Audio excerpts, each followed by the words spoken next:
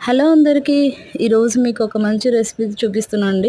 అదేంటంటే పాలకూర వెల్లుల్లి కారం. పాలకూరలు ఎప్పుడు ఒకటేలాగా చేసుకొని బోరు కొడితే ఒకసారి ఇలా ట్రై చేసి చూడండి. ముందుగా దానికోసం ఒక మిక్సీ జార్ తీసుకొని అందులో ఆనియన్స్, తర్వాత గుప్పడని వెల్లుల్లిని తీసుకొని ఉప్పు, కారం వేసుకొని మిక్సీ జార్లో మిక్సీ పట్టుకొని పక్కన పెట్టుకోవాలి. ఆ తర్వాత స్టవ్ మీద ఒక కడాయి పెట్టుకొని ప్యాన్లో అందులో ఆయిల్ వేసుకొని ఆ తర్వాత జీలకర్ర, ఆవాలు, ఎండుమిర్చి, కరివేపాకు కూడా ఎక్కువ వేసుకోండి. చాలా మంచి ఫ్లేవర్ వస్తుంది. ఆ తర్వాత మనం మిక్సీ పట్టుకున్న పేస్ట్‌ని కూడా అందులోనే వేసేసి అది పచ్చివాసన పోయేంత వరకు లో ఫ్లేమ్‌లో మనం గరిటెతో కలుపుతూ వేయించుకుంటూ ఉండాలండి. ఆ లోపల మనము పాలకూరని మంచిగా వాష్ చేసుకోండి. ఎందుకంటే చాలా సన్నటి ఇసుక ఉంటుంది కాబట్టి 2, 3 టైమ్స్ మంచిగా వాష్ చేసుకొని చిన్న చిన్నగా వీడియోలో చూపిస్తున్నట్లు సన్నగా కట్ చేసుకొని వేసుకోండి.